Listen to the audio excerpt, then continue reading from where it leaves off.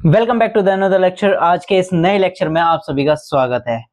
आज हम करने वाले हैं भाई चैप्टर 1 रिवीजन। ऑल चैप्टर हम एक ही वीडियो में, ठीक है, कंप्लीट वन शॉट होगा। ठीक, हम शुरुआत करेंगे मैग्नीशियम के जलने से और खत्म करेंगे किस पर? खाने के सड़ने पर। ठीक है, तो चलिए शुरू करते हैं। Let's get started this lecture. सबसे पहली बात, हम अपने आसपास की चीजों को ऑब्जर्व करते हैं जो इसमें लिखा हुआ है। जैसे गर्मियों में कमरे के ताप पर अगर दूध खुला रख छोड़ दें, ठीक है, जो कहते हैं गर्मी होती है, गर्मी इस समय जो चल रही है, ठीक, इस समय अगर गर्मी को खुले उसमें छोड़ दिया जाए, ऐसी रखा छोड़ दे तो क्या होगा? ठीक है, आपको पता है दूध खराब हो जाएगा। ठीक है, आप कहोगे भैया हमारा तो फायदा ही है, दूध फटेगा और पनीर बनेगा। ठीक है, चलो वो बात की बात है, लेकिन पहली बात तो ये है ना, दूध खराब हो रहा है।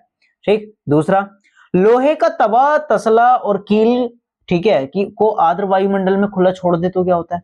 अच्छा, आपने घर की छत पर देखा होगा कि अगर लोहे को खुले में रखा छोड़ दें तो वो क्या करता है, जो जलवाष्प होती है ना, जो वायुमंडल में जल उपस्थित होता है, उससे रिएक्शन कर लेता है।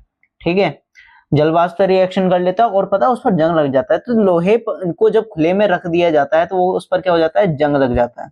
ठीक है, फिर आता है अंगूरों का किण्वन, जब हम अंगूरों को सड़ाते हैं। फिर आता है भोजन पकाया जाता है, किण्वन हो गया, और भोजन पकाया जाता है। भोजन पकाने में क्या होता है, आपने देखा होगा भोजन पकाने से पहले हमारी सब्जी जो होती है वो कैसी होती है? कैसी होती है भाई? सब्जी जैसी होती है? अरे मेनली कच्ची होती है भाई। ठीक है, भोजन पकाने से पहले क्या होती है, सब्जियां कच्ची होती है, लेकिन भोजन पकाने के बाद क्या होती है, बहुत सॉफ्ट सी हो जाती है। कच्ची होती है, दूसरी बात हार्ड होती है। ठीक है, लेकिन पकाने के बाद कैसी हो जाती है, बिल्कुल सॉफ्ट सी हो जाती है, बिल्कुल लचीली लचीली। हमारे शरीर भोजन को पचा लेता है। भाई कैसे पचाता है? ठीक है, आपने अपने सीने में कभी जलन होते हुए देखी है? ठीक है, बात क्या है, हमारे अंदर बहुत ज्यादा मात्रा में एसिड है, जिसकी वजह से वो क्या है, खाने को पचा लेता है।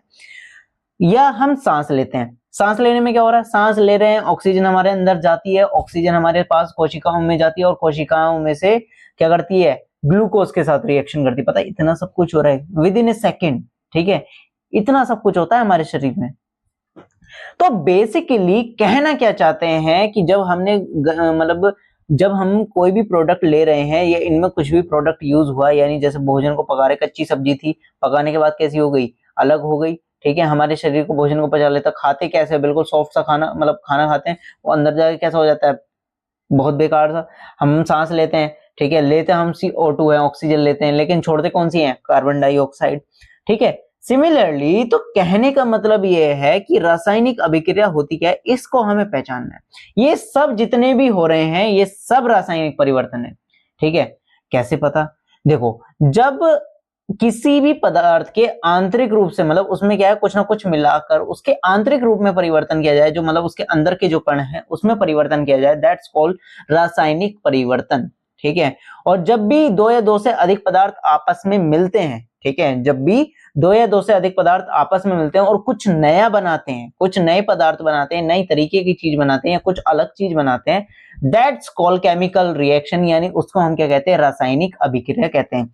जैसे कि हमने दूध को लिया था, ठीक है, दूध पहले सही था, ठीक है, लेकिन दूध जब पहले सही था, लेकिन वो गर्मी में रखने के कारण क्या हुआ, खराब हो गया और बाद में अलग हो गया। ठीक है, मतलब अलग टाइप का हो गया। भोजन हम पकाते हैं, कैसा होता है, कच्चा होता है, हार्ड होता है। जब हम पका लेते हैं उसके बाद कैसा हो जाता है, सॉफ्ट हो जाता है। लोहे का तवा, तसला और कील कैसी होती है, बिल्कुल पहले सही होती है, ठीक है, लेकिन फिर जब हम उसको जलवाष्प यानी खुली अवस्था में रख देते, कैसी हो जाती है, उस पर कुछ ना कुछ कहते हैं, मतलब ऑरेंज कलर की परत आ जाती है, जिसको हम क्या कहते हैं, जंग कहते हैं। ठीक है, तो इस तरीके की चीजें हमें परिवर्तन देखने को मिलते हैं जब एक रासायनिक अभिक्रिया होती है। ठीक है, तो रासायनिक अभिक्रिया, आई होप आप सभी को क्लियर हो गई होगी कि रासायनिक अभिक्रिया क्या होती है, कि जब दो या दो से अधिक पदार्थों को हम मिला रहे हैं, कितने, दो या दो से अधिक पदार्थों को हम मिला रहे हैं, उससे नया पदार्थ बनता है, दैट्स कॉल्ड केमिकल रिएक्शन या फिर रासायनिक अभिक्रिया। ठीक है, नेक्स्ट इससे एक एग्जाम्पल हमने देखा, ठीक है, एक एक्टिविटी हम कर सकते हैं। ठीक, जस्ट हमें क्या करना है, एक कहते हैं हमने यहाँ पर कहते हैं एक मैग्नीशियम का रिबन ले लिया। मैग्नीशियम के रिबन को रेगमाल से साफ कर लेते हैं, जिससे क्या है, उसमें कुछ भी अशुद्धि ना रहे। ठीक है, मैग्नीशियम का रिबन लेना है, उससे क्या करना है, अशुद्धि जो मतलब रेगमाल से साफ कर लेना है, और जिससे उसमें कुछ अशुद्धि ना रहे। फिर हमें क्या करना है, उसमें माचिस की तीली से आग लगा देनी है। आग लगाने के बाद, आग लगा दी, ठीक है, आग लगाने के बाद आप क्या देखेंगे, जब वो जल रहा होगा तो हमारे पास एक सफेद कलर का चूर्ण मिलेगा, ठीक है, सफेद कलर का चूर्ण मिलेगा जिसको हम क्या कहते हैं, मैग्नीशियम ऑक्साइड, ठीक है, क्या होता है ये, मैग्नीशियम ऑक्साइड, ठीक है, ये सब हमें देखने को मिलता है। अब हम इसका केमिकल कहते, अब बाद में, अभी रुक जाओ, ठीक है, अभी थोड़ा सा अपने आप को ठंडा रखें, ठीक है। सबसे पहले हमने इस एक्टिविटी में क्या करा, हमने मैग्नीशियम का तार लिया, उसको साफ करा रेंगमाल से जिससे उसमें अशुद्धि ना रहे, फिर साफ करने के बाद उसको जलाया। तो देखो यहाँ पर जब मैग्नीशियम का तार था, ठीक है, लेकिन उसका चूरा मिला, ठीक है, यानी जलाया कुछ और था, मिला कुछ और, है ना, जलाया कुछ और था, मैग्नीशियम जलाया था, मिला क्या, मैग्नीशियम ऑक्साइड यानी सफेद चूरा, ठीक है। तो भाई कहने का मतलब यह है कि मिला, दिया कुछ और था, मिला कुछ और, यानी कुछ नए अलग पदार्थ था, बना कुछ और, ठीक है। तो यानी जब दो या दो से अधिक पदार्थों को मिला रहे हैं और कुछ नया बन रहा है, दैट्स कॉल्ड केमिकल रिएक्शन, जो कि यहाँ पर हो रही है। यानी मैग्नीशियम को ऑक्सीजन के साथ जलाने पर क्या बनता है, मैग्नीशियम ऑक्साइड बनता है, ठीक है। अब नेक्स्ट आगे पार्ट देख लेते हैं, हमें पता कैसे चलेगा, ठीक है। अब हम देखेंगे हमें पता कैसे चलेगा कि भाई कोई रासायनिक अभिक्रिया हो रही है, कैसे पता कर सकते हैं। तो हमें कुछ गुण लक्षण देखने को मिलते हैं, जैसे कि हमारे घर वालों को हमारे अंदर के लक्षण दिख जाते हैं कि हमारा बच्चा क्या कर सकता है। वैसे ही कोई रासायनिक अभिक्रिया हो रही है या नहीं हो रही है, तो उसके भी हमें लक्षण देखे जा सकते हैं, ठीक है। क्या रियलिस्टिक एग्जाम्पल देता है कि आपको रिलेट करा, ठीक है। सबसे पहली बात कि भाई मतलब सबसे पहले हमें क्या देखने को मिल सकता है, अवस्था में परिवर्तन, यानी कुछ ना कुछ क्या है, या तो वो द्रव से गैस में बदल जाए, गैस से द्रव में बदल जाए, ठोस से द्रव में बदल जाए, द्रव से गैस में बदल जाए, इस तरीके के हमें परिवर्तन देखने को मिल सकते हैं। दूसरा, रंग में परिवर्तन देखने को मिल सकता है, ठीक है। रंग में परिवर्तन देखने को मिल सकता है कैसे, मतलब जैसे आपने अभी एग्जाम्पल में लिया था कि जो हमारे पास मैग्नीशियम है, मैग्नीशियम का जो तार होता है वो हल्का सा सिल्वरिश कलर का होता है, ठीक है, लेकिन जलने के बाद हमें क्या जो चूरा मिलता है वो कौन सा कलर का मिलता है, वो हमें मिलता है सफेद कलर का, यानी रंग में परिवर्तन हो रहा है, ठीक है। या फिर आप लोहे का एग्जाम्पल ले लो, ठीक है, लोहे के एग्जाम्पल में क्या होता है, लोहा कैसा होता है, थोड़ा मतलब ब्लैक कलर का या फिर मतलब ग्रे कलर का मान लो, ठीक है, ग्रे कलर का होता है, मतलब इस कलर का होता है ना, ब्लैक मिक्सअप, ठीक है, ग्रे कलर। लेकिन जब उस पर जंग लगता है, जंग लगने यानी जल वाष्प से क्रिया करने के बाद वो कैसा कलर देता है, ऑरेंज कलर देता है, ठीक है, ऑरेंज कलर दे रहा है, यानी रंग में परिवर्तन हो रहा है, ठीक है। तो पहला तो हमें अवस्था में परिवर्तन देखने को मिलेगा, अभिलक्षणिक गुण क्या है, अवस्था में परिवर्तन, दूसरा क्या है, रंग में परिवर्तन, तीसरा गैस का निकास, गैस का निकास आपको अपने घर के आसपास देखने को मिल सकता है, जब आप, या खुद करके देख सकते हैं, जब आप किसी पेपर को जलाते हैं, ठीक है, धुआं निकलता है, ठीक है। या फिर आपके घर में उपला होता है, उपला किसी के घर में चूल्हे पर रोटी बनती है, ठीक है, जब आप चूल्हे को जलाते हैं, लकड़ी को जलाते हैं, कार्बन डाइऑक्साइड या फिर मतलब अलग अलग प्रकार की गैसें निकलती हैं, ठीक है। तो भाई गैस तो बन रही है ना, तो गैस का उत्सर्जन हो सकता है, ये रिएक्शन हो सकती है। तापमान में परिवर्तन, टेम्परेचर में परिवर्तन हो सकता है। एक इससे अलग पॉइंट आता है जो कि, ठीक है, इससे हटके क्या है, वो क्या है, अवक्षेप, अवक्षेप का बनना, ठीक है। यानी अवक्षेप का बनने का मतलब क्या है, अवक्षेप, पहली बात तो आपको यही नहीं पता कि अवक्षेप होता क्या है। मतलब जब किसी जलीय विलयन से ना, जैसा कोई कहते हैं हमारे पास सॉल्यूशन है, विलयन है, अगर उससे ठोस बन जाए या अघुलनशील पदार्थ बन जाए, ठीक है, तो उसको हम कहते हैं अवक्षेप, ये यानी जो किसी चीज में घुले ना, ठीक है, तो उसको क्या कहते हैं, अवक्षेप। तो अवक्षेप आपको क्लियर हो गया।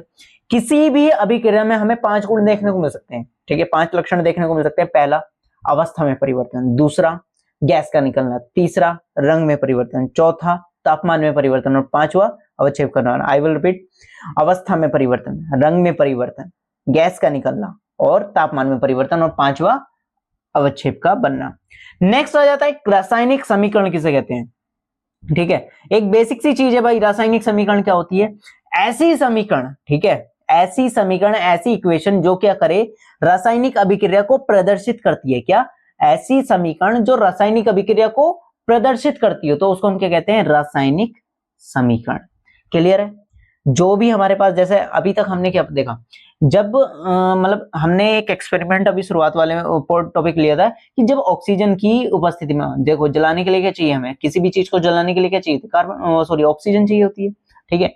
जब मैग्नीशियम रिबन को जलाया जाता है तो इसका मतलब हम कह रहे हैं उसकी ऑक्सीजन से रिएक्शन हो रही है, ठीक है। जब भी हम किसी चीज को जला रहे हैं, कहने का इन द मीन होता है कि हमारे पास कि भाई वो ऑक्सीजन की रिएक्शन चल रही होती है, ऑक्सीजन से रिएक्शन कर रहा होता है। तो भाई मैग्नीशियम ऑक्सीजन के साथ रिएक्शन करके क्या बनाता है, मैग्नीशियम ऑक्साइड, MgO। वो बात की बात है, अभी देखेंगे, ठीक है। MgO क्या मतलब कैसे यूज करना है। तो अब ये मैग्नीशियम, ये पूरी समीकरण बता रही है कि हाँ भाई क्या हो रहा है, मैग्नीशियम की ऑक्सीजन के साथ अभिक्रिया होकर मैग्नीशियम ऑक्साइड बन रहा है, ठीक है।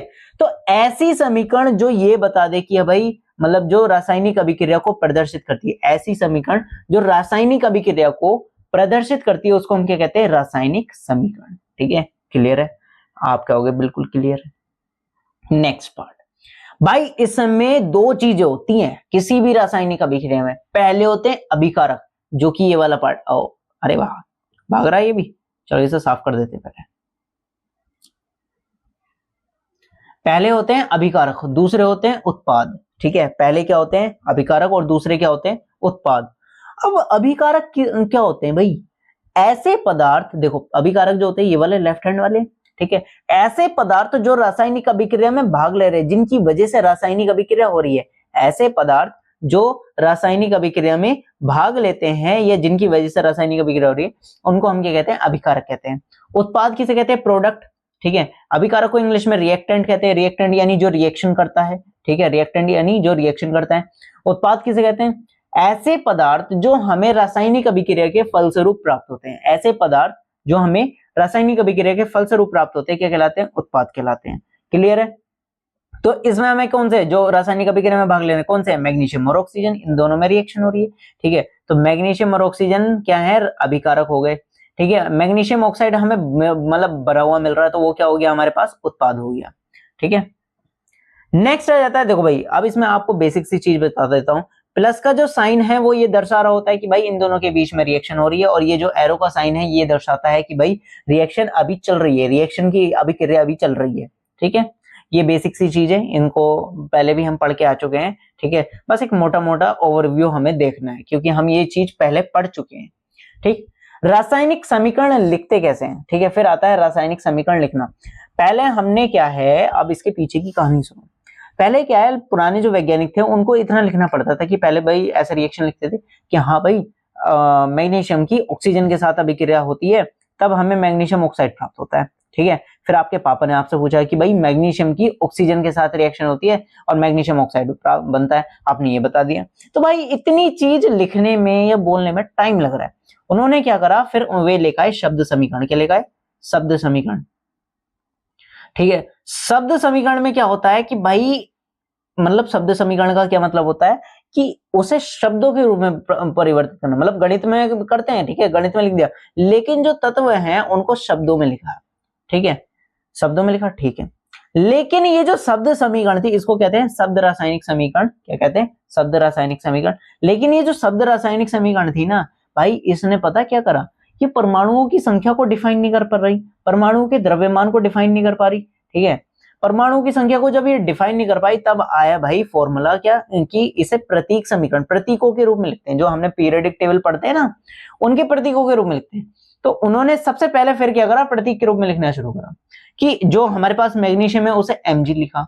ऑक्सीजन हमेशा जितनी भी गैसेज हैं अधिकांश सारी द्विअणुक अवस्था में आती है, ऑक्सीजन को O2 की तरह लिखते हैं और MgO बनता है। यानी यहाँ पर मैग्नीशियम का एक परमाणु है, ऑक्सीजन के दो परमाणु हैं, और यहाँ पर इधर की साइड एक परमाणु, इधर की साइड एक परमाणु, यानी दोनों क्या है, अलग अलग है। तो भाई ये क्या हो गया, इससे हमें परमाणुओं की संख्या बिल्कुल क्लियर हो गई कि मतलब बाईं ओर दाईं ओर बिल्कुल क्लियर होने लगी कि मैग्नीशियम के इधर एक परमाणु, अभिकारक में एक परमाणु है, ऑक्सीजन के अभिकारक में दो परमाणु है, उत्पाद में मैग्नीशियम का एक परमाणु है और ऑक्सीजन का भी एक परमाणु है।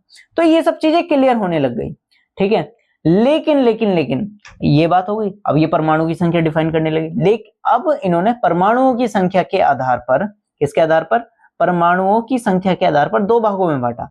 पहला असंतुलित रिएक्शन, जिसको हम कंकाली रासायनिक समीकरण भी कहते हैं, ठीक है। कौन सी, असंतुलित रिएक्शन, जिसको हम क्या कहते हैं, कंकाली रासायनिक समीकरण भी कहते हैं, और दूसरा संतुलित रासायनिक समीकरण। कंकाली रासायनिक समीकरण यानी असंतुलित रासायनिक समीकरण किसे कहते हैं, जिसमें जो अभिकारक परमाणुओं की संख्या है, यानी इधर वाले, जैसे मैग्नीशियम का इधर एक है और ऑक्सीजन के दो है, लेकिन और बराबर ना हो उत्पाद के परमाणुओं की संख्या के, यानी मैग्नीशियम का इधर कितना, उत्पाद में एक है और ऑक्सीजन में भी एक है, ठीक है, और इधर कितने थे, दो, तो ये दोनों बराबर नहीं है, ठीक है। और हमारे पास हम पहले से क्या पढ़ते आ रहे हैं कि भाई द्रव्यमान संरक्षण का नियम पढ़ते आ रहे हैं, ठीक है, कि हाँ भाई किसी भी रासायनिक अभिक्रिया में ना तो द्रव्यमान को बनाया जा सकता है और ना ही नष्ट किया जा सकता है, ये चीज पढ़ते हुए आ रहे हैं, नहीं आ रहे हैं, ठीक है।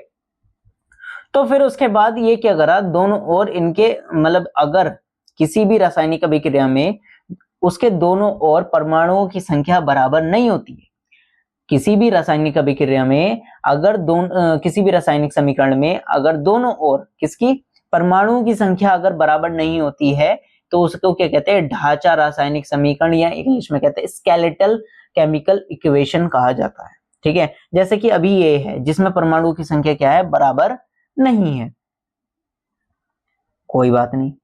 तो फिर इसको संतुलित कर लेते हैं कि हाँ भाई मतलब संतुलित, अब देखते हैं संतुलित किसे कहते हैं। तो संतुलित रासायनिक समीकरण का महत्व क्या है? संतुलित रासायनिक समीकरण का मतलब संतुलित रासायनिक समीकरण पहले तो ये समझ लें क्या होती है। संतुलित रासायनिक समीकरण क्या होती है कि भाई जिसमें क्या हो, अभिकारक में परमाणुओं की संख्या, ठीक है, अभिकारक में परमाणुओं की संख्या बराबर हो किसके, उत्पाद में परमाणु की संख्या के। यानी ये जो है ना, ये एक मिनट, जैसे यहां पर आप देखेंगे इसमें परमाणुओं की संख्या, इसमें जिंक, हाइड्रोजन, सल्फर, ऑक्सीजन, इनके परमाणुओं की संख्या, ठीक है, उत्पाद में परमाणु की संख्या के बराबर होनी चाहिए। जैसे आप अभी नोट डाउन करें कि हाँ भाई जिंक है, जिंक का इधर अभिकारक में कितने, एक परमाणु, और इधर कितना, एक परमाणु। हाइड्रोजन के दो परमाणु, इधर कितने, हाइड्रोजन के दो परमाणु। सल्फर का एक परमाणु, सल्फर का एक परमाणु। ऑक्सीजन के चार परमाणु, ऑक्सीजन के चार परमाणु। यानी दोनों ओर क्या है, परमाणुओं की संख्या बिल्कुल बराबर है। परमाणुओं की संख्या जब बराबर है तो इसको हम क्या कह देते हैं, संतुलित रासायनिक समीकरण, ठीक है। क्या कह देते हैं, संतुलित रासायनिक समीकरण। संतुलित रासायनिक समीकरण में क्या होता है, हमें किसी भी रासायनिक समीकरण को उसका विवरण देने में, उसको बताने में हमें पूर्ण मतलब बिल्कुल क्लियर जानकारी मिल जाती है, ठीक है, संतुलित रासायनिक समीकरण से। तो संतुलित रासायनिक समीकरण आप समझ चुके होंगे क्या होता है, ऐसी रासायनिक समीकरण, ठीक है, ऐसी रासायनिक समीकरण जिसमें परमाणुओं के दोनों ओर, परमाणु कह रहा हूं, ठीक है, मतलब अभिकारक परमाणुओं की संख्या और उत्पाद में परमाणुओं की संख्या क्या हो, बराबर हो। रासायनिक संतुलित रासायनिक समीकरण किसे कहते हैं, ऐसी रासायनिक समीकरण जिसमें अभिकारक परमाणुओं की संख्या और उत्पाद परमाणु की संख्या क्या हो, बराबर हो, ठीक है, उसको हम क्या कहते हैं, संतुलित रासायनिक समीकरण। क्या कहते हैं, संतुलित रासायनिक समीकरण। आई होप आपको क्लियर हो गया होगा, ठीक। नेक्स्ट आ जाता है कि हाँ भाई हम इसको मतलब ठीक कैसे कर सकते हैं। बाई चांस अगर जैसे कोई कंकाली रासायनिक समीकरण आती है, यानी असंतुलित रासायनिक, भाई असंतुलित रासायनिक समीकरण को कंकाली रासायनिक समीकरण भी बोला जाता है। तो सबसे पहले अगर कोई रिएक्शन आ जाती है और उसको बैलेंस करना हो, उसको संतुलित करना हो, तो हमें सबसे पहले तो चेक करना है कि भाई वो बैलेंस है या नहीं। जैसे हमने ये वाली रिएक्शन बैलेंस करी, कौन सी वाली, जिंक, मतलब चेक करी कि हाँ ये बैलेंस है या नहीं, ठीक है। तो सबसे पहले हमने जिंक का देखा, जिंक के इधर एक परमाणु अभिकारक में, उत्पाद में भी एक परमाणु, हाइड्रोजन के दो परमाणु, हाइड्रोजन के दो परमाणु, सल्फर के एक परमाणु, सल्फर का एक परमाणु, ऑक्सीजन के चार परमाणु, ऑक्सीजन के चार परमाणु। यानी यहाँ पर क्या है, परमाणु की संख्या समान है, तो भाई हमारी आगे की कार्रवाई चलेगी। मतलब ये तो संतुलित रासायनिक समीकरण है, हम कुछ कर ही नहीं सकते। तो भाई इसमें आ जाते हैं 4 स्टेप, मतलब 5 स्टेप आ जाते हैं, ठीक है, मेन 5 स्टेप होते हैं। तो सबसे पहले अब हमें क्या करना होता है, कोई भी रासायनिक समीकरण पकड़ लेते हैं, ठीक है, जो असंतुलित हो। जैसे FeS2O, यहाँ पर एग्जांपल दिया गया है, ये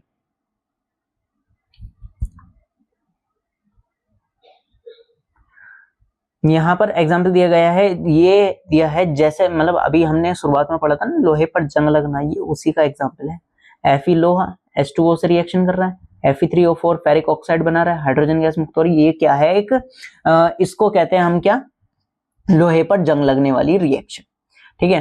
अब भाई सबसे पहले हम क्या करते हैं, हमें चेक करना है कि भाई ये क्या बैलेंस है या नहीं, ठीक है। Fe के इधर कितने, एक, इधर कितने, 3 परमाणु, भाई बैलेंस तो नहीं है।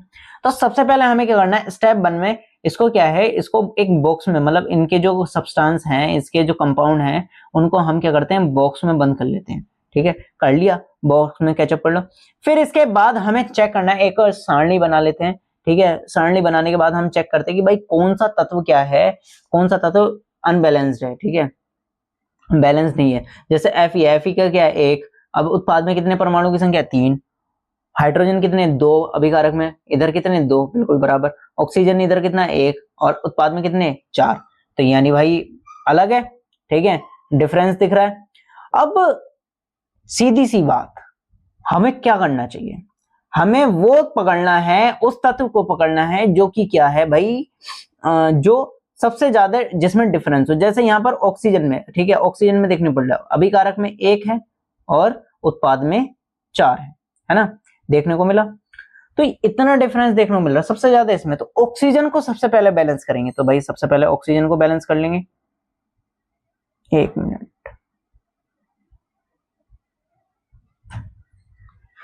तुम इसके बाद क्या है, हमने ऑक्सीजन को पकड़ लिया, ठीक है भाई। ऑक्सीजन किस में था, H2O में, कहां गया भाई, ये रहा। अब यहां पर देखो, यहां पर ऑक्सीजन के कितने, 4, इधर कितने, 1। हमें जब भी चेंज करना है, हमें बेस में कुछ चेंज नहीं करना है, बेस में यानी यहां पर कुछ चेंज नहीं करना है, ठीक है, या यहां पर कुछ चेंज नहीं करना है। हमें चेंज जब भी करना है, कहां पर करना है, शुरुआत में करना है, यानी यहां पर चेंज कर सकते हैं, ठीक है। हम केवल आगे फ्रंट में ही चेंज कर सकते हैं, बेस में कुछ चेंज नहीं करेंगे। अब ऑक्सीजन को बैलेंस करना है, अभिकारक में कितने, 1 है और उत्पाद में कितने, 4 है। तो हमें अभिकारक में चेंज करने पड़ेंगे, तो हमें मल्टीप्लाई करनी पड़ेगी 4 से, 4 से मल्टीप्लाई कर दी, ठीक है, H2O को। अब 4 से जब मल्टीप्लाई करेगी तो ये 4 हाइड्रोजन को भी मल्टीप्लाई करेगा और ऑक्सीजन को भी करेगा, ठीक है, हाइड्रोजन को भी मल्टीप्लाई करेगा और ऑक्सीजन को भी। तो हाइड्रोजन के कितने हो गए, 4 दूनी 8 परमाणु, ऑक्सीजन के कितने हो गए, 4, और इधर कितने, 4, यानी ऑक्सीजन तो बैलेंस हो गया लेकिन हाइड्रोजन डिसबैलेंस हो गया। तो अब यहां पर हम चेक करते हैं, संतुलित प्रारंभ में कैसे थे कि 1 अभिकारक में था और 4 उत्पाद में थे, ठीक है। संतुलित करने के लिए हमें 4 से मल्टीप्लाई करनी पड़ी और उत्पाद में कितने हुए, 4, यानी ये तो हो गया बैलेंस। अब हमने रफली रिएक्शन लिख ली ये वाली, ठीक, यहां पर हमने 4 से मल्टीप्लाई कर दी, ठीक है। अब फिर हमने देखा कि भाई हाइड्रोजन डिसबैलेंस हो गया। हाइड्रोजन को डिसबैलेंस करने, मतलब इसको अब बैलेंस करने के लिए हमें क्या करना पड़ेगा, हाइड्रोजन को क्या करे, 4 से मल्टीप्लाई कर दे, है ना, 4 दूनी 8 होते ना, 4 से यहाँ पर मल्टीप्लाई कर दो, तो भाई यहाँ पर ये बैलेंस हो जाएगा। तो हमने अगले स्टेप में, स्टेप नंबर 4 में ये रिएक्शन, मतलब ये 4 से मल्टीप्लाई कर दी। अब हमारा हाइड्रोजन भी बैलेंस और ऑक्सीजन भी बैलेंस, दोनों चीज बैलेंस हो चुकी है। बचा क्या, बचा है हमारे पास अब Fe, ठीक है, क्या बचा है, Fe। तो Fe इधर कितने, 3, इधर कितना, 1, तो 3 से मल्टीप्लाई कर दी जैसे यहाँ पर करी गई है, 3Fe 4H2। अब यहाँ पर लास्ट वाले स्टेप नंबर 6 में हमें चेक करना है कि भाई हमारे जितने भी परमाणु हैं वो बैलेंस हुए हैं या नहीं। तो हमने देखा Fe के इधर कितने, 3, और उत्पाद में कितने, 3, और हाइड्रोजन कितने, 8, इधर कितने, 8, ऑक्सीजन कितने, 4, और इधर कितने, 4, यानी हमारी जो रिएक्शन है वो बैलेंस हो चुकी है। तो आप इन स्टेप्स को फॉलो करके क्या है, सारी रिएक्शन बैलेंस कर सकते हैं, ठीक। नेक्स्ट, अब हम इसको, हाँ मैं इसका नाम बताना भूल गया, इस मेथड को हम कहते हैं हिट एंड ट्रायल मेथड। क्या कहते हैं, hit and trial method. Next आ जाता है कि भाई अगर हमें और भी जानकारी देनी है किसी भी कहते रिएक्शन की, तो हम उसकी स्टेट यानी अवस्थाओं को लिख देते हैं कि भाई तत्व की अवस्था क्या है। जैसे गैसीय अवस्था है, गैसीय अवस्था में तत्व को लिखा जाता है G, द्रव में है तो लिक्विड, ठीक है, और जलीय है एक्वस, ठीक है, ठोस है और सॉलिड। अब यहाँ पर जो हमारे पास Fe लोहा होता है, लोहा सभी के घर में पाया जाता है। कैसा होता है लोहा, लोहा होता है आप कहेंगे ठोस। कैसा होता है, ठोस। कैसा होता है, ठोस। ठोस है यानी सॉलिड है। अब यहाँ पर H2O, ठीक है, आप सब कहते हैं H2O यार पानी तो लिक्विड होता है, यहाँ पर G लिखा हुआ है, गैस लिखा हुआ है। क्यों लिखा हुआ है भाई, हमने शुरुआत में ही पढ़ा था कि जो लोहा है वो क्या करता है, अपने आसपास में जो जलवाष्प होती है, जलवाष्प यानी हमारे वातावरण में जल की उपस्थिति, ठीक है, जल की बूंदों की उपस्थिति, उसको हम क्या कहते हैं, जलवाष्प कहते हैं। आर्द्रता, आर्द्रता का मतलब होता है जलवाष्प की उपस्थिति, तो वो उससे रिएक्शन करता है यानी आसपास की बूंदों की, एटमॉस्फेयर में, तो उसको हम जलवाष्प कहते हैं। तो यहाँ पर इसलिए जी लिया है। Fe3O4 बनता है, ये भी क्या है, सॉलिड है, यानी जो हमारे पास जंग लगा होता है, चूरा होता है ना, सॉलिड ही तो है, ठीक है। हाइड्रोजन को आपको पता ही है गैस होती है, तो इस तरीके से ये हमारा क्लियर हो जाता है। नेक्स्ट टॉपिक, नेक्स्ट आ जाता है संयोजन अभिक्रिया के प्रकार। भाई जल्दी जल्दी निपटाते हैं, ठीक है, जल्दी जल्दी इसको खत्म करते हैं। अगर आपको इसको बिल्कुल डिटेल लेक्चर्स देखने हो, डिटेल लेक्चर्स हमने पहले ही रिकॉर्डेड लेक्चर्स डाल रखे हैं, ठीक है, उसमें आप क्लियरली देख सकते हैं। तो रासायनिक अभिक्रियाओं को क्या है, 5 प्रकार में बांटा गया। कितने? 5। पहला संयोजन अभिक्रिया। संयोजन अभिक्रिया किसे कहते हैं? संयोजन अभिक्रिया का जैसा कि नाम से पता चल रहा है कि दो या दो से अधिक अगर अभिक्रियाओं को मिला देना, अभिक्रियाओं कह रहा हूं, तत्व, ठीक है, 2 या 2 से अधिक तत्व या पदार्थों को अगर मिला दिया जाए तो वो अगर एकल उत्पाद बनाते हैं तो उसको हम कहते हैं संयोजन अभिक्रिया। यानी इसमें क्या हो रहा है, 2 तत्व मिलेंगे, 2 तत्व या यौगिक मिलेंगे और केवल एकल उत्पाद बनेगा, केवल एक ही प्रोडक्ट बनेगा, ठीक है, दूसरा नहीं बनना चाहिए, केवल एक ही प्रोडक्ट बनेगा, तो उसको हम कहते हैं संयोजन अभिक्रिया, एडिशनल रिएक्शन। तो ऐसी अभिक्रियाएं जिसमें क्या है, 2 या 2 से अधिक पदार्थों की अभिक्रिया कराने पर केवल एकल उत्पाद प्राप्त होता है, उसको हम कहते हैं संयोजन अभिक्रिया। नेक्स्ट एग्जांपल ले लेते हैं, जैसे हमारे पास CaO है, कैल्शियम ऑक्साइड है, ठीक है, जिसे हम बिना बुझा हुआ चूना भी कहते हैं, जैसे चौक, ठीक है, उसको अगर पानी में डाल दिया जाए, पानी में मिला दिया जाए तो कैल्शियम हाइड्रोक्साइड बनता है, केवल इतना बन रहा है, और हीट रिलीज होती है, ठीक है। हाँ भाई, आपको एक चीज तो बताना भूल ही गए हो, एक इसमें आती है ऊष्माक्षेपी अभिक्रिया।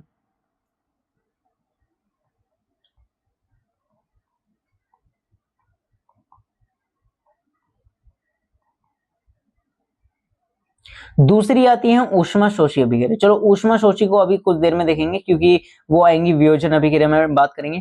तो जितनी भी संयोजन अभिक्रियाएं होती हैं, अधिकांश है, ठीक है, मोस्ट ऑफ द जितनी भी हमारे पास संयोजन अभिक्रिया होती है, ऊष्माक्षेपी अभिक्रिया। अरे कहां भाग रहे हो भाई साहब, तुम तो एक जगह रहो। ऊष्माक्षेपी अभिक्रियाएं होती हो। अब आप पूछेंगे भैया ऊष्माक्षेपी अभिक्रियाएं क्या होती हैं? ऊष्माक्षेपी अभिक्रियाएं क्या होती हैं? ऐसी अभिक्रियाएं जिसमें रासायनिक अभिक्रिया के दौरान एनर्जी उत्पन्न होती है, ऊष्मा बनती है, ऊष्मा उत्पन्न होती है, ठीक है, ऊष्मा निकलती है, उसको हम क्या कहते हैं? ऊष्माक्षेपी अभिक्रिया कहती है। तो ऐसी अभिक्रियाएं जिनमें क्या हो, रासायनिक अभिक्रिया के दौरान क्या हो, ऊष्मा बनती है, निकलती है, उसको हम क्या कहते हैं? ऊष्माक्षेपी अभिक्रिया। जैसे कि ये वाली देखिए, और अधिकांश जितनी भी संयोजन अभिक्रियाएं होंगी ना, जितनी भी, वो सब क्या है? ऊष्माक्षेपी अभिक्रियाएं हैं। तो भाई कैल्शियम ऑक्साइड हो गया। कैल्शियम ऑक्साइड को जब हम जल के साथ रिएक्शन करते हैं, COH का होल ट्वाइस बनता है और हीट रिलीज होती है, ठीक है, यानी हीट बन रही है, तो क्या हो गई? ऊष्माक्षेपी अभिक्रिया हो गई, ठीक है। तो इसको हम आप समझ गए होंगे क्लियरली, ठीक है। तो आप इस चीज को समझ गए, संयोजन अभिक्रिया किसे कहते हैं? जब 2 या 2 से अधिक अभिक्रियाओं को मिलाया जाता है तथा केवल एकल उत्पाद बनता है। एक मिनट, क्या बोलते हैं? जब 2 या 2 से अधिक पदार्थों को मिलाया जाता है, केवल एकल उत्पाद बनता है, उसको हम क्या कहते हैं? संयोजन अभिक्रिया कहते हैं। ऊष्माक्षेपी इसी के अंडर में आ गया कि भाई ऊष्माक्षेपी अभिक्रिया किसे कहते हैं? जिसमें क्या हो, ऊष्मा उत्पन्न होती है, ऊष्मा बनती है। ऐसी अभिक्रियाएं जिसमें ऊष्मा बनती है, निकलती है, उसको हम क्या कहते हैं? ऊष्माक्षेपी अभिक्रिया कहते हैं। जैसे कि हमारे पास ये वाला रिएक्शन था, ठीक है, ये वाली रिएक्शन थी। अब जैसे कोयले का दहन हो गया, जैसे यानी आपके घर में जैसे हम किसी लकड़ी वगैरह को जला रहे हैं, कोयले का दहन हो गया। कोयले के दहन के लिए ऑक्सीजन की जरूरत, कार्बन डाइऑक्साइड बन रही है, एनर्जी भी तो बन रही है, ठीक है, हीट भी तो बनती है, एनर्जी रिलीज हो रही है। या फिर आपने प्राकृतिक गैस यानी CH4 मैथेन, ठीक है, यहाँ पर आ गया भाई, आ गया, मिल गया भाई, ऊष्माक्षेपी रासायनिक अभिक्रिया। ऐसी जिन अभिक्रियाओं में उत्पाद के निर्माण के साथ साथ ऊष्मा भी बनती है, एनर्जी भी बनती है, उन्हें ऊष्माक्षेपी रासायनिक अभिक्रिया, ऊष्मा यानी हीट बनती है, ऊष्माक्षेपी रासायनिक अभिक्रिया कहते हैं। अब जैसे मैथेन का ले लिया, मैथेन CH4, मैथेन को जलाते हैं, कार्बन डाइऑक्साइड बनती है, क्लियर है, ठीक है, क्लियरली है, क्लियर हो, एनर्जी भी बनती है, ठीक है, तो इसको कहते हैं हम क्या? ऊष्माक्षेपी अभिक्रिया। नेक्स्ट क्वेश्चन आ जाता है कि हाँ भाई, क्या जो श्वसन है वो एक ऊष्माक्षेपी अभिक्रिया है? ऊष्माक्षेपी अभिक्रिया सांस लेना बिल्कुल है। कैसे? देखो भाई, अब हम आपको आज सांस लेने का प्रोसेस बताते हैं। सबसे पहले आप क्या करते हो? सबसे पहले क्या करते हो? ऑक्सीजन ग्रहण कर रहे हो, ठीक है, क्या करते हो? ऑक्सीजन ग्रहण करते हो, ठीक है, कर ली, कोई दिक्कत नहीं। अब इसमें ऑक्सीजन ग्रहण करने का क्या मतलब है कि भाई सबसे पहले हम क्या करते हैं? खाना खाते हैं, है ना, खाना खा लिया, खाना खाने के बाद जो उसमें मतलब जो कार्बोहाइड्रेट्स होते हैं वो हमारे किस में पहुंच जाते हैं? कोशिकाओं यानी सेल्स में पहुंच जाते हैं, जिनसे मिलकर हमारा शरीर बना हुआ होता है, ठीक है। और जो ऑक्सीजन हम ले रहे हैं ना सांस के द्वारा, वो क्या करती है, हीमोग्लोबिन में मिलके यानी हमारे खून में मिलके क्या करती है, कोशिकाओं तक जाती है। वहां पर ग्लूकोज, ठीक है, कार्बोहाइड्रेट से मिलता है हमें ग्लूकोज, ठीक है, वहां पर क्या मिलता है, कार्बोहाइड्रेट से हमें क्या मिल जाता है, ग्लूकोज मिलता है। अब ग्लूकोज से रिएक्शन करने के बाद, खाने से मिलता है कार्बोहाइड्रेट, कार्बोहाइड्रेट से मिलता है ग्लूकोज, ग्लूकोज से रिएक्शन करने के बाद, ग्लूकोज का फॉर्मूला होता है C6H12O6 प्लस O2, ठीक है, रिएक्शन करने के बाद क्या है, CO2 बनती है प्लस H2O बनता है, प्लस ये मैंने नीचे को इसलिए लिखी है कि भाई आगे कोई जगह नहीं मिल रही थी, ठीक है, प्लस एनर्जी बनती है, तभी तो हम काम करते हैं, ठीक है, यानी हमें काम करने के लिए सांस भी लेनी जरूरी है, खाना खाना भी जरूरी है। तो ये क्या है, ग्लूकोज है, इसको बैलेंस कर लेते हैं, ये अभी अनबैलेंस्ड है, ऑक्सीजन के दर, ठीक है, अनबैलेंस्ड है, तो इसको 6 से मल्टीप्लाई कर दो, ये बैलेंस हो गई, ठीक।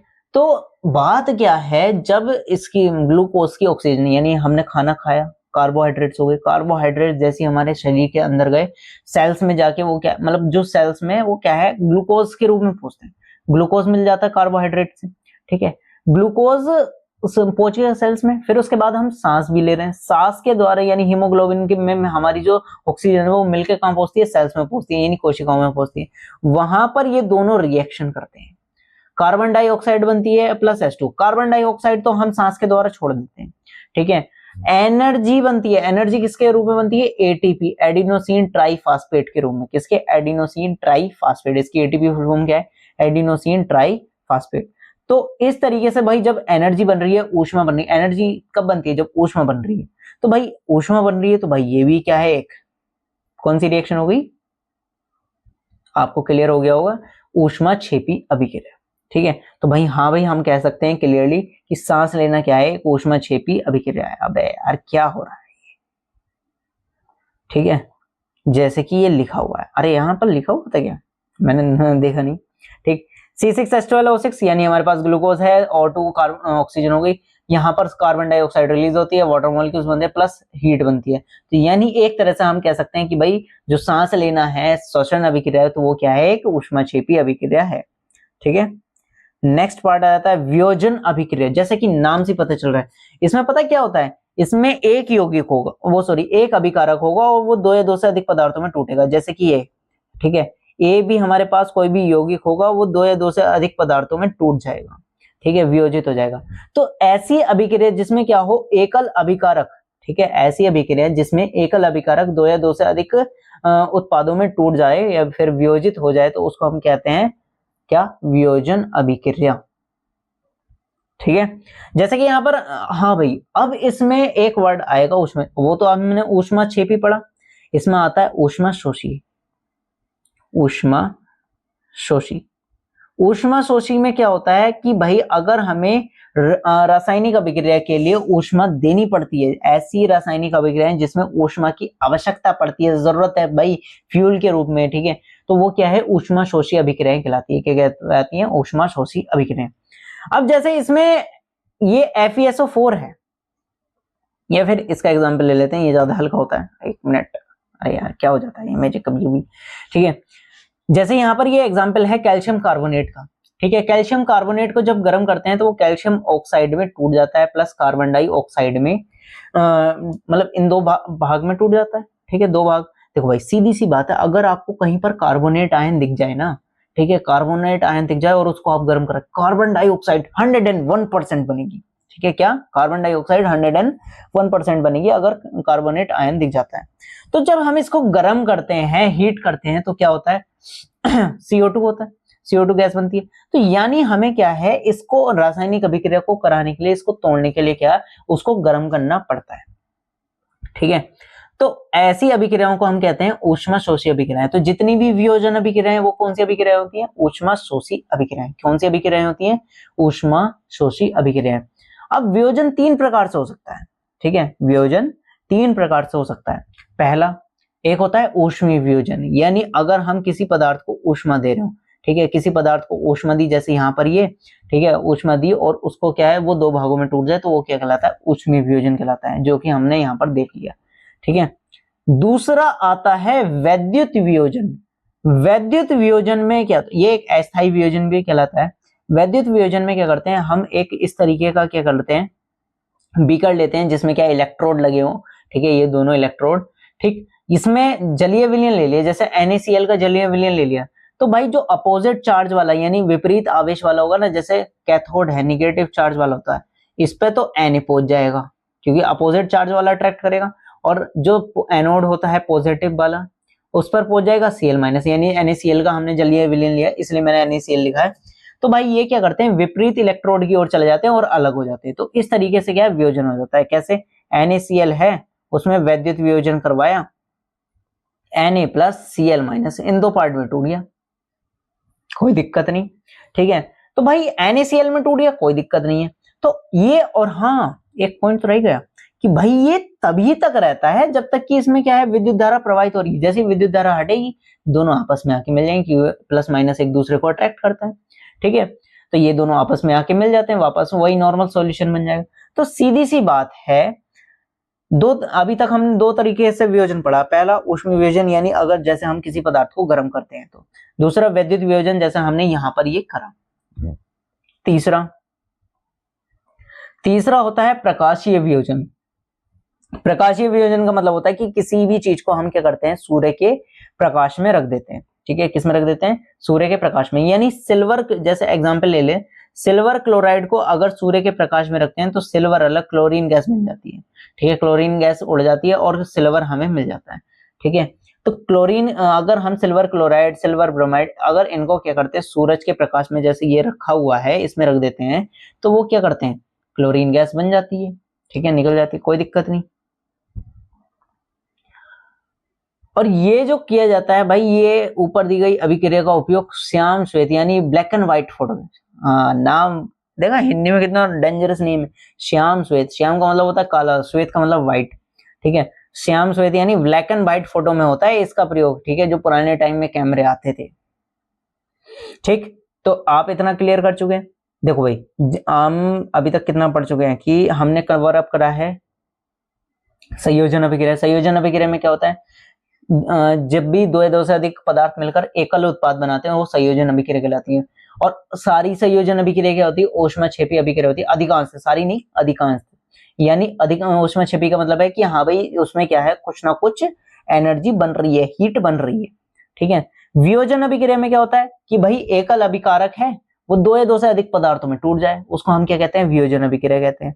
अब ये तीन तरीके से हो सकती है, हाँ भाई ऊष्माशोषी, अधिकांश जितनी भी वियोजन अभिक्रियाएं वो क्या है ऊष्माशोषी। देखो आपने ऊष्मीय वियोजन देखो, ऊष्मीय वियोजन में ऊष्मा देनी पड़ती है, ऊष्मा दी, ऊष्माशोषी हो गई, ठीक है, ऊष्मा की आवश्यकता हुई।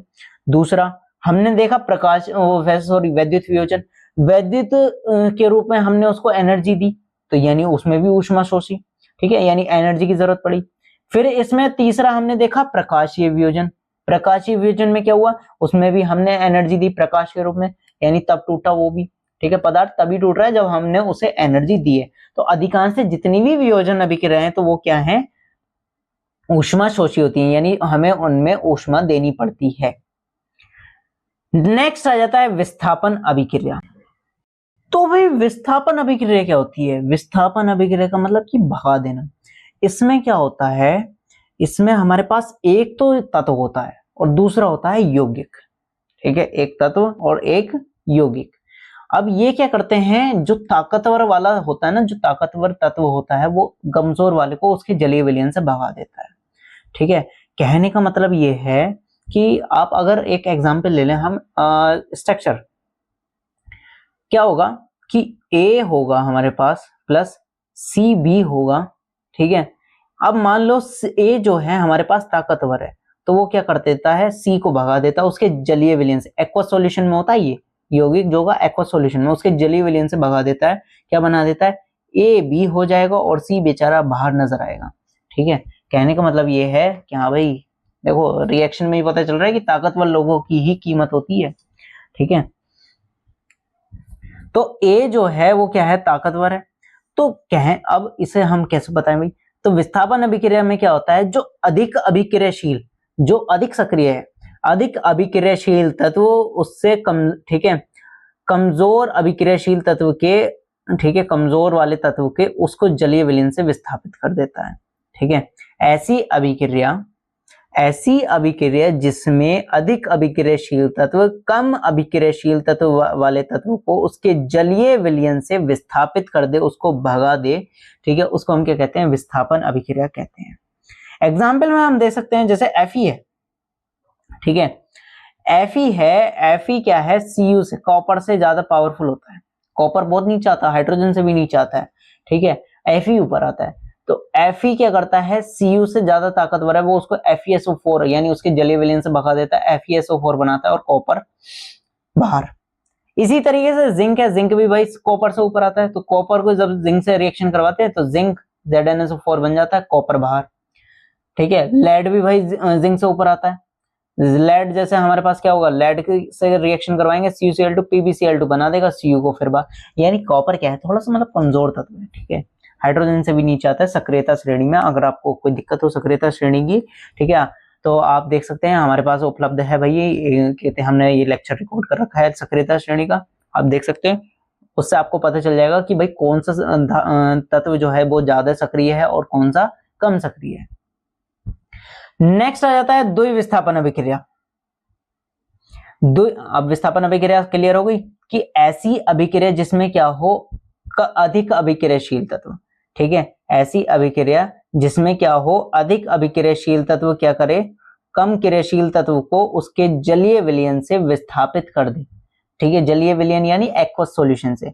ऐसा अधिक अभिक्रियाशील तत्व जो अपने से कम अभिक्रियाशील तत्व को उसके जलीय विलयन से विस्थापित कर दे, ठीक है, तो उसको हम क्या कहते हैं, विस्थापन अभिक्रिया। क्लियर होना, एग्जाम्पल आप देख सकते हैं।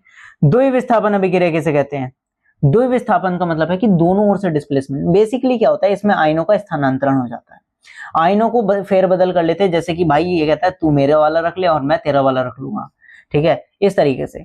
जैसे ये, जैसे सोडियम सल्फेट था और बेरियम क्लोराइड था, इसने कहा कि भाई तू क्लोरीन रख और मैं सल्फेट रखूंगा, तो यहाँ पर जो हमारे पास बेरियम होता है, ठीक है, ये सोडियम होता है वो तो चला जाता है क्लोरीन के पास, और जो बेरियम होता है वो किसके पास, सल्फेट के, तो बेरियम सल्फेट बन जाता है और सोडियम क्लोराइड बन जाता है। तो बेसिकली द्विविस्थापन अभिक्रिया क्या होती है, ऐसी रासायनिक अभिक्रिया जिसमें क्या हो, कहते हैं आयनों का स्थानांतरण होता है, ठीक है, जिसमें क्या होता है, आयनों का स्थानांतरण होता है, उसको हम क्या कहते हैं, द्विविस्थापन अभिक्रिया।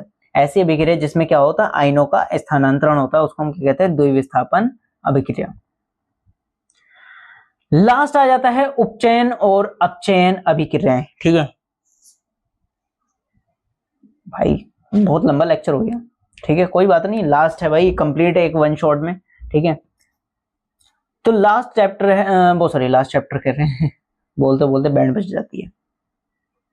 लास्ट मतलब लास्ट टाइप है हमारे पास उपचयन और अपचयन अभिक्रियाएं।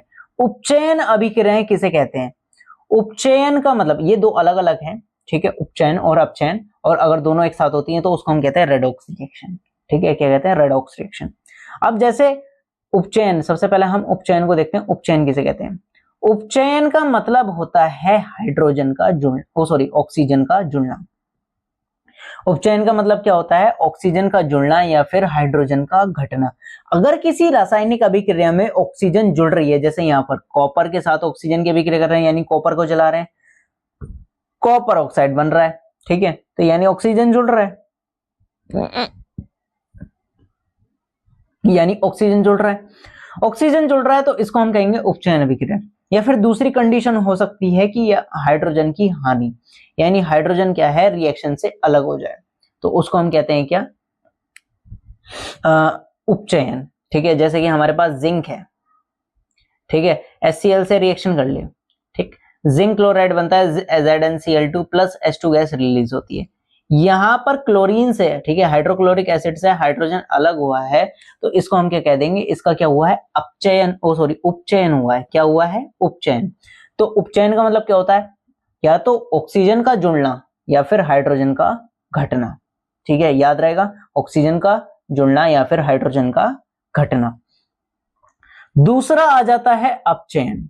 ठीक है, क्या आ जाता है, अपचयन। अपचयन का क्या मतलब होता है, ऐसी रासायनिक अभिक्रियाएं जिसमें क्या हो, इसका जस्ट अपोजिट, ठीक है, ऐसी रासायनिक अभिक्रियाएं जिसमें क्या हो, रासायनिक अभिक्रिया में ऑक्सीजन जो सॉरी हाइड्रोजन जुड़ रहा हो या फिर ऑक्सीजन घट रहा हो, ठीक है, ऑक्सीजन घट रहा हो या फिर हाइड्रोजन जुड़ रहा हो।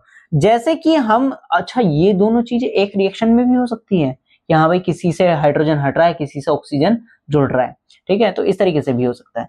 तो आप याद रखेंगे उपचयन अभिक्रिया में क्या होता है, हाइड्रोजन का घटना और ऑक्सीजन का जुड़ना, और अपचयन अभिक्रिया में क्या होता है, रिडक्शन में क्या होता है कि हाँ भाई हाइड्रोजन का जुड़ना और ऑक्सीजन का घटना। अब जैसे इस रिएक्शन में है, ठीक है, आप देख रहे हैं CuO है, यानी अभी इसके पास ऑक्सीजन है, CuO से Cu बन गया, यानी ये क्या हो रहा है, ऑक्सीजन घटा है, ऑक्सीजन घटा है यानी अपचयन अभिक्रिया हुई है, ठीक है, ऑक्सीजन घटा है यानी अपचयन अभिक्रिया हुई है। अब यहाँ पर H2 है, यहाँ पर क्या हो गया, H2O बन गया, यानी ऑक्सीजन जुड़ा है, उपचयन अभिक्रिया हुई है। ऑक्सीजन का जुड़ना क्या कहलाता है, उपचयन कहलाता है, ठीक है। यहाँ पर ऑक्सीजन घटा था तो वो क्या हो गया, अपचयन, यहाँ पर ऑक्सीजन जुड़ा है तो ये क्या हो गया, उपचयन।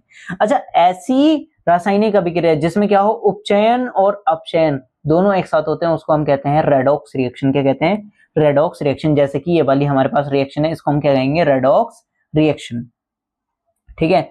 अब हम एग्जाम्पल में देखेंगे भाई, ये आप इनको डिटेल डिस्कशन अगर आपको देखना हो तो आप देख सकते हैं, हमारे पास प्रीवियस लेक्चर पड़े हुए हैं, ठीक है, आप प्लेलिस्ट मिल जाएगी आपको, आप जाके सर्च करें, ठीक है। कहते मैं किस नाम से होगी प्लेलिस्ट, केमिकल रिएक्शन और केमिकल इक्वेशन नाम से होगी, क्लास 10th, ठीक है, आपको बड़े इजीली मिल जाएगी। उसमें हमने पूरी डिटेल के साथ इन लेक्चरों को डिस्कस किया है, मतलब इन टॉपिक्स को डिस्कस किया हुआ है। नेक्स्ट आ जाता है कि आप अपने दैनिक जीवन में उपचयन अभिक्रियाओं का अनुभव करते हैं, देखते हैं? तो भाई बिल्कुल देखते हैं। संक्षारण जो है, संक्षारण का मतलब होता है धातुओं का नष्ट होना, यानी आपने लोहे पर जंग लगते हुए देखा होगा। एक तरह से लोहे पर जंग लगना क्या होता है, ठीक है, लोहे पर जंग लगना क्या होता है, धातुओं का नष्ट होना होता है, ठीक है, मतलब लोहा नष्टित हो रहा है, लोहे पर जंग लग रहा है तो लोहा बेकार ही तो हो जाता है, तो एक तरह से वो क्या है, धातु नष्ट होना हो गया, ठीक है। तो लोहे पर जब जंग लगता है तो उसमें क्या हो रहा होता है, Fe है, प्लस वो क्या करता है, जलवाष्प अपने आसपास जो आर्द्रता होती है उससे रिएक्शन करता है, ठीक है। तो ये रिएक्शन करके क्या बना देता है, Fe2O3 बना देता है, Fe2O3, ठीक है, ये सब बन जाता है। अब इसको बैलेंस बाद में करते रहेंगे, यानी इसमें क्या हो रहा है, ऑक्सीजन जुड़ रहा है। हमारे पास यहाँ पर क्या था, पहले Fe था और यहाँ पर क्या बन रहा है, Fe2O3 बन रहा है, यानी यहाँ पर क्या हो रहा है, ऑक्सीजन जुड़ रहा है, ठीक है। यहाँ पर क्या हो रहा है, oxygen plus H2, hydrogen gas भी लिख देते हैं वरना बाद में कहेंगे कि हाँ भैया आपने तो लिखी नहीं, ठीक है, पूरा ये है। अब इसको बैलेंस कर सकते हैं, बैलेंस आप खुद कर सकते हैं, आपको हम सिखा चुके हैं, ठीक है। संक्षारण में क्या हो रहा है, संक्षारण भी एक क्या है, उपचयन अभिक्रिया। कैसे, संक्षारण में क्या होती है, धातु नष्ट होती है, और अधिकांश जितनी भी धातुएं नष्ट होती हैं या तो वो पानी की वजह से नमी में के टच में आ जाए या फिर उसमें क्या हो रहा है, ऑक्सीजन की वृद्धि हो जाए। जैसे कि हमने लोहे का एग्जाम्पल ले लिया, लोहे में क्या करा, जलवाष्प यानी नमी से अभिक्रिया कराई, ठीक है, Fe2O3 यानी क्या, ऑक्सीजन जुड़ रहा है, ऑक्सीजन जुड़ रहा है, तो ये एग्जाम्पल किसका हो गया, उपचयन अभिक्रिया का। तो आप याद रखेंगे संक्षारण किसे कहते हैं, संक्षारण का मतलब होता है कि किसी भी धातु पर किसी भी धातु का नष्ट होना, किसी भी धातु का नष्ट होना या ऑक्सीजन की उपस्थिति में किसी धातु का नष्ट होना, ठीक है। तो भाई अब मैं इस संक्षारण को बचाऊं कैसे, मतलब संक्षारण होने से किसी धातु को कैसे बचाया जा सकता है, तो भाई कई सारे तरीके हैं। पहला, आप क्या करें कि हाँ भाई उसका बचाव करें कि भाई पानी से दूर रहे या फिर हमारे आसपास के एनवायरनमेंट से कनेक्ट ना रहे, ठीक है। दूसरा, आप किसी भी धातु के ऊपर पेंट कर सकते हैं, अगर आप पेंट की परत चढ़ा देते हैं तो वो क्या है, बिल्कुल सेफ हो जाती है, ठीक है। जैसे कि हम घर की रेलिंग पे आपने कभी देखा होगा ना कलर होते हुए, ठीक है, ये जहाज पर कलर करते हैं, पेंट करते हैं, तो वो सब क्या है, वो इसलिए करते हैं जिससे कि क्या है, कोई भी हानि ना हो, जिससे वो एक तरह से एनवायरनमेंट से अलग हो जाए, यानी हमारे एटमॉस्फेयर से अलग कनेक्शन काट दे, ठीक है। तो ये होता है। तो संक्षारण से बचाव के सबसे बड़े उपाय क्या है, पेंट करना। अब आपको क्लियर हो गया होगा कि भाई जो भी है हमारे पास, मतलब संक्षारण क्या है, संक्षारण का मतलब होता है धातुओं का नष्ट होना, और ये क्या है, एक कौन सी अभिक्रिया है, उपचयन अभिक्रिया। कैसे कि हाँ भाई हम देख चुके हैं, Fe यानी लोहा है, H2O के साथ रिएक्शन करता है, Fe2O3 बनता है, ठीक है, यानी फेरिक ऑक्साइड बनता है और हाइड्रोजन गैस। ऑक्सीजन जुड़ रही है, ऑक्सीजन का जुड़ना क्या कहलाता है? उपचयन अभिक्रिया। नेक्स्ट आ जाता है लास्ट, कहते हैं इस चैप्टर का लास्ट टॉपिक, ठीक है, पढ़ाते पढ़ाते बैंड बज जाती है भाई, नहीं यार मुझे तो मजा आता है। लास्ट टॉपिक क्या है? विकृत गंधिता। क्या है? विकृत गंधिता। विकृत गंधिता का मतलब होता है हमारे जो खाने पीने की चीजें होती है ना, उनका नष्ट हो जाना। अच्छा, आपने देखा होगा कभी कभी, ठीक है, अच्छा ये बताओ, मेहमानों के जाने के बाद बिस्किट और नमकीन कौन कौन लपेटता हुई? सबसे पहले बचा हुआ नमकीन लपेट दिया, बिस्किट लपेट दिया, सब काम करते हैं ना। अच्छा, अगर वो नमकीन रखा रह जाए, एक दिन रखा रह गया खुले में, क्या होता है? आप कहोगे भैया वो सील सा जाता है, ठीक है, मतलब खाने में मजा नहीं आता, क्रंची नहीं होता, ठीक है, वो क्या, हम क्या नॉर्मल भाषा में कहते हैं सील गया ये, लेकिन हम वैज्ञानिक भाषा में हम उसको कहते हैं विकृत गंधिता। क्या कहते हैं? विकृत गंधिता। जब वसा युक्त और तेलीय खाद्य पदार्थ लंबे समय तक खुली अवस्था में रखा जाता है, लंबे समय तक रखे रहते हैं, तो उसका स्वाद थोड़ा सा बदल जाता है, ठीक है, उसकी गंध थोड़ी सी बदल जाती है। बात क्या है, वो ऑक्सीजन से रिएक्शन कर लेते हैं। जो पदार्थ के मतलब जो खाने के कण हैं, वो क्या करते हैं? ऑक्सीजन के साथ रिएक्शन कर लेते हैं। ऑक्सीजन से रिएक्शन करने का मतलब है कि ऑक्सीजन जुड़ रहा है। ऑक्सीजन जुड़ने का मतलब क्या है? कि उपचयन अभिक्रिया हो रही है, ठीक है, तो यानी विकृत गंधिता भी एक उपचयन अभिक्रिया है। तो पता है, ये जब ऑक्सीजन से जुड़ रहे हैं तभी ये बेकार होता है। अगर ऑक्सीजन से ना जुड़े ना, ऑक्सीजन से क्रिया ना करे, तो ये क्या है? ये बिल्कुल सही रहेगा, ठीक है। तो हम क्या करते हैं इसके बचाव के लिए, खाने को लंबे समय तक रखने के लिए, आपने देखा होगा ना पैकेटों में हवा भरी हुई आती है, ठीक है, सुना है पैकेटों में हवा भरी हुई आती है, देखा भी होगा, चिप्स के पैकेट खाते हैं तो उसमें ऑक्सीजन नहीं होती है बाबलो, उसमें क्या होती है? उसमें होती है नाइट्रोजन। क्या होती है? नाइट्रोजन। क्यों नाइट्रोजन क्यों भरते हैं? नाइट्रोजन भाई कम सक्रिय है, रिएक्शन नहीं करती है जल्दी से, ठीक है, तो कम सक्रिय ऑक्सीजन, तो ऑक्सीजन के मुकाबले क्या है, वो बहुत कम सक्रिय है, जिससे क्या है हमारे खाने पीने की चीजें खराब नहीं होती, बहुत लंबे समय तक रखी रहती है। तो इसलिए चिप्स में, ठीक है, मतलब चिप्स की थैली में ऑक्सीजन की जगह, ऑक्सीजन को हटाकर क्या भरते हैं? नाइट्रोजन भरते हैं, ठीक है, क्यों? जिससे कि ये क्रिया ना करे और हमारा जो खाना है सेफ रहे। तो विकृत गंधिता आपको क्लियर हो गई है। विकृत गंधिता क्या होता है? खाने का नष्ट हो जाना, वसायुक्त या तेलीय खाद्य पदार्थों का ऑक्सीजन की उपस्थिति में नष्ट हो जाना। तो इस मतलब इस तरीके से हमने आपको क्लियरली आपको पता चल गया होगा कि संक्षारण और विकृत गंधिता क्या है, दोनों ही उपचयन अभिक्रियाएं हैं, ठीक है। तो इस तरीके से हमारा ये चैप्टर कंप्लीट होता है। आई होप आपको ये चैप्टर पूरा समझ में आया होगा। अगर आपको इसमें थोड़ी सी दिक्कत महसूस होए तो आप हमारे डिटेल लेक्चर्स कवर अप कर सकते हैं, ठीक है, हमने पूरे डिटेल लेक्चर बना रखे हैं इसके, ठीक, आराम से आप देख सकते हैं। अगर आपको ये वीडियो पसंद आई हो, अगर आपको इससे समझ में आया हो, तो आप इस वीडियो को लाइक करें, चैनल को सब्सक्राइब करें for the new upcoming lectures, ठीक है। हमारे चैनल पे ये डेली अपडेट होता है, ठीक है, मतलब डेली लेक्चर्स अपलोड किए जाते हैं, ठीक है। बाय बाय, सी यू, टाटा, मिलते हैं नेक्स्ट लेक्चर में, ठीक है, कंटिन्यूटी किसके साथ? चैप्टर नंबर 3 में।